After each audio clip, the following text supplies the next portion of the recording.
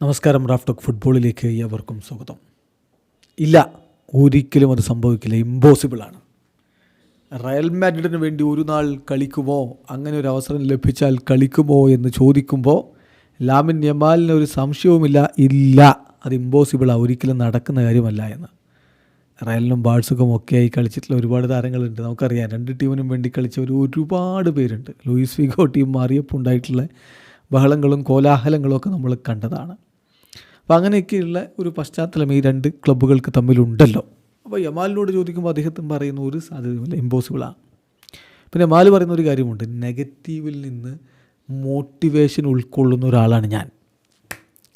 ഇപ്പോൾ അതിന് എക്സാമ്പിളൊക്കെ പറയുന്നുണ്ട്. യൂറോ കപ്പിൻ്റെ സെമി ഫൈനലിൻ്റെ മുമ്പ് നടന്ന ചില സംഭവങ്ങളൊക്കെ അദ്ദേഹം പറയുന്നുണ്ട്. എല്ലാം അദ്ദേഹത്തിൻ്റെ വാക്കുകളിലേക്ക് നമ്മളൊന്ന് പോവുകയാണ്. ഇപ്പം യുവേഫ നേഷൻസ് ലീഗിൻ്റെ സെമി ഫൈനലിനായിട്ടുള്ള പ്രിപ്പറേഷനിലാണ്, ക്യാമ്പിലാണ്.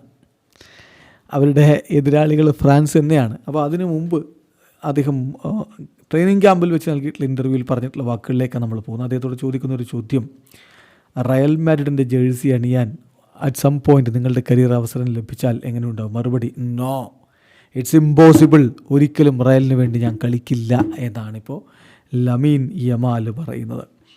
അദ്ദേഹത്തെ പലരും ബാലൻഡിയോർ കണ്ടൻറ്ററായിട്ട് കാണുന്നു, ഫ്രണ്ട് റണ്ണറായിട്ട് കാണുന്നു. ഇത്തവണ ബാലൻഡിയോർ കിട്ടും യമാലിനെന്ന് വിശ്വസിക്കുന്നവരുണ്ട്.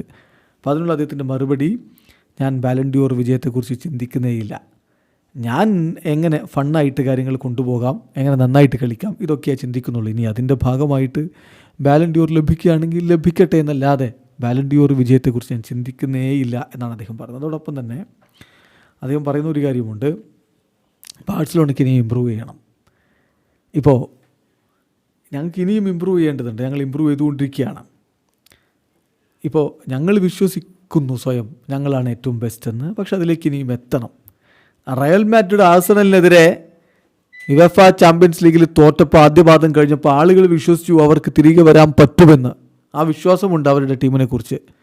അതേസമയം ഞങ്ങൾ ഇൻ്ററിനെതിരെ ഡ്രോ ആയപ്പോൾ ആളുകൾക്ക് സംശയമാണ് ഇനി മുന്നോട്ട് പോകാൻ പറ്റുമോ എന്ന്. അത് മാറണം, അത് ചേഞ്ച് ചെയ്യണം, അതാണ് ഞങ്ങൾ ആഗ്രഹിക്കുന്നത് എന്നുകൂടി അദ്ദേഹം പറയുന്നു. പിന്നെ ഫ്രാൻസിനെതിരെ ഫേസ് ചെയ്യുന്നതിനെക്കുറിച്ച് അദ്ദേഹത്തിൻ്റെ വാക്കുകൾ ഇങ്ങനെയാണ്. ഇപ്പോൾ അതായത് മുമ്പ് റാബിയോട്ട് അദ്ദേഹവുമായിട്ട് ചില സംസാരങ്ങൾ ഉണ്ടാവുകയും നീ ഇനിയും കളിച്ച് വളരേണ്ടതുണ്ട്, അതായത് കൊച്ചി ചെറുക്കൻ എന്ന രൂപത്തിൽ കളികൾ ഒരുപാട് ഇനിയും നീ കളിക്കേണ്ടതുണ്ട് എന്ന തരത്തിൽ ചില സംസാരങ്ങൾ സംസാരിച്ചിരുന്നു. അത് അദ്ദേഹത്തെ പ്രൊവോക്കേറ്റ് ചെയ്തിരുന്നു. അതിനെക്കുറിച്ചാണ് പറയുന്നത്.